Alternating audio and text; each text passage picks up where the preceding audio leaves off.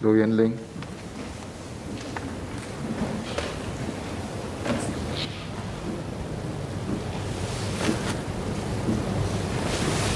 Oh, sorry.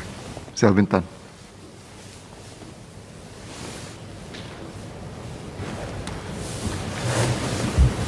Mr. Chairman, Minister Chan Chun Sing spoke about the digital acceleration and how it is affecting businesses, workers, and consumers. With COVID-19, tech adoption is no longer an option, but an imperative. Indeed, we have observed two major transformation trends. First, the global tech landscape has transformed. It has become quicker, more dynamic, more competitive. Before COVID-19 hit, 80 of the world's top 100 tech companies were already operating in Singapore. Despite the pandemic, we have attracted even more tech-driven companies to Singapore due to our sustained leadership in the digital field, strong intellectual property regime, digital connectivity, and support for innovation. For example, we announced in October that the Hyundai Motor Company is constructing an innovation center here to pilot new advanced manufacturing models using AI, big data, and other technologies. Such investments will boost Singapore's mobility ecosystem and grow adjacent industries. But such investments are by no means guaranteed. And we must secure our position in this highly competitive environment. We simply must, as Mr. Lee Kuan Yew reminded us, stay relevant to the world. The second transformation is that more local companies have used tech to transform.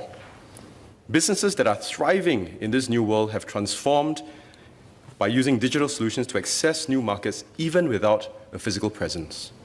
In the spirit of SG Together, our government is helping businesses digitally transform. Initiatives such as Grow Digital as part of ESG's and IMDA's SME Go Digital program help businesses reach global audiences through e-commerce platforms. I hope to see even more businesses tap on such initiatives to transform themselves. So tech can transform firms, but it can also catalyze sector transformation. It can help struggling industries like our tourism sector pivot and prepare for recovery, but also uplift high-growth industries like agri-food tech.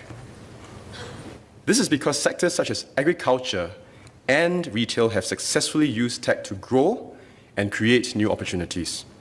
With agri-food tech, we can now produce food more efficiently and strengthen our food supply resilience. This helps us overcome our challenges as a resource-constrained country where land and environmental factors make it challenging for our agriculture sector to thrive. Sophie's Bionutrients, which is a Singapore-based company, is the first agri-food tech startup to grow alternative protein from microalgae in a matter of days using just a fraction of space. It won the 2019 Livability Challenge and will launch its first urban protein production facility here and scale up in Asia. Companies such as Sophie Bionutrients highlight the vast opportunities that businesses can seize using tech. Now, Mr. Don Wee asked about our plans to help SMEs venture into the agri-tech food business. ESG and SFA have schemes to support agri-food tech businesses and catalyze private sector financing from setup to scale up. This includes ESG's Enterprise Financing Scheme and SFA's Agri-Food Cluster Transformation Fund. To encourage early-stage equity investments into Singapore-based agri-food tech startups, ESG collaborated with Seeds Capital to appoint 7 co-investment partners. We expect this to translate into more than $90 million worth of investments.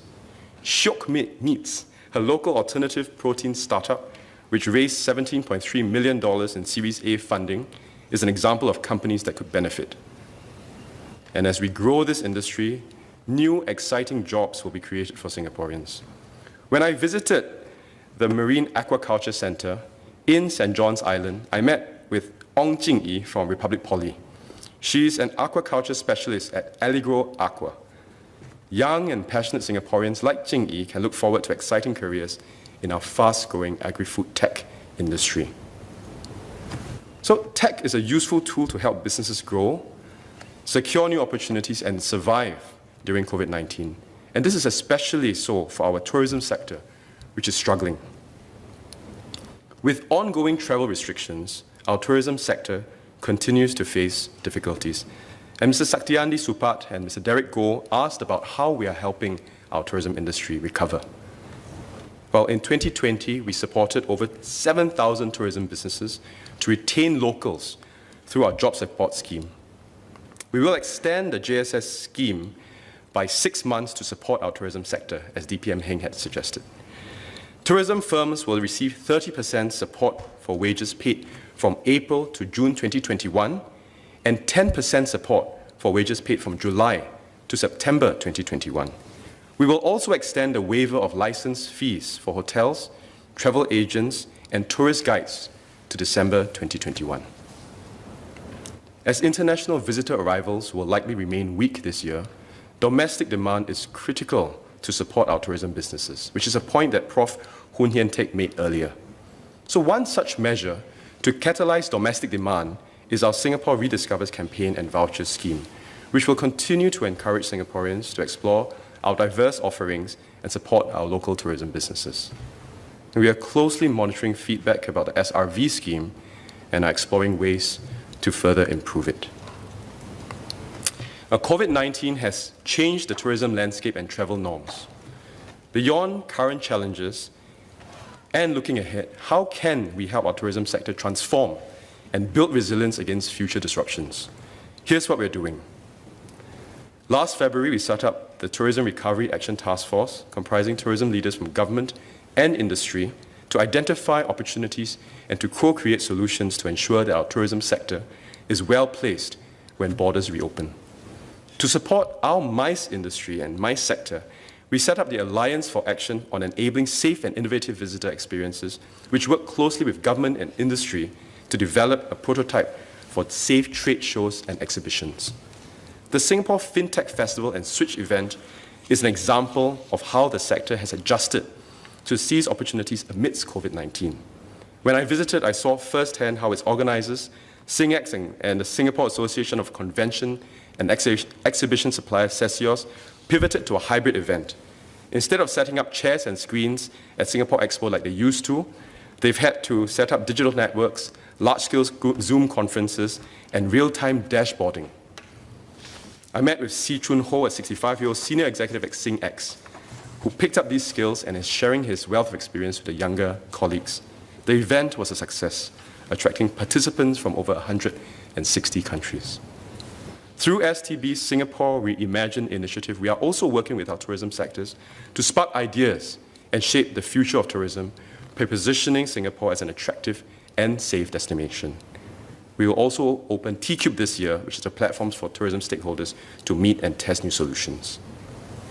Now, tech is key in the transformation process, but at its core requires talent, people. The two transformations I talked about are only possible because Singapore remains a trusted and well-connected hub where talent can grow and thrive. Talent that can help us to nurture a vibrant and competitive tech ecosystem that can hold our own against the world and help Singapore remain relevant. Mr. Abdul Samad asked about job opportunities and required skills arising from investments and business trends.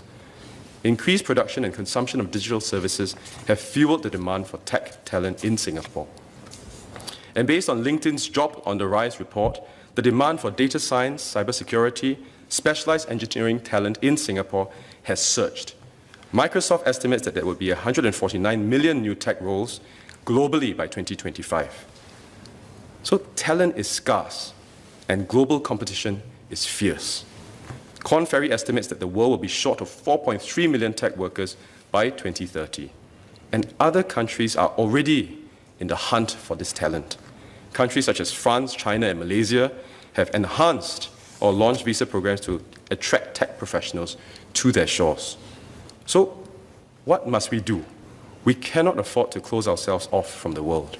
We need to continue ensuring Singapore's global attractiveness and work with companies to attract and develop the talent they need, both globally and locally. We must and will also grow our own local timber. Second Minister Tan See Leng spoke about building talent and leaders in SMEs locally. In the rapidly evolving tech sector, we are also doing the same. Ms. Jessica Tan and Ms. Foo Mee Ha asked about our plans to grow our local tech talent pipeline. Our government, IHLs, and the private sector all play important roles in this regard. The Tech Skills Accelerator program, TESA, equips individuals with in-demand skills in emerging tech and helps our companies upskill existing workers and hire professionals. MCI will share more about TESA at the COS. Our IHLs are also training aspiring talents to take on ICT roles. Over the next 3 years, our IHLs will generate around 20,000 local tech talent, supplemented by at least 6,250 from WSG's and IMDA's Place and Train program in functions such as software engineering and cybersecurity. These are jobs that the LinkedIn and Microsoft report shows to be in hot demand. The private sector is also playing its part with TACs and such as SG Tech having set up the STAR Fund to help members deepen their capabilities in the workforce.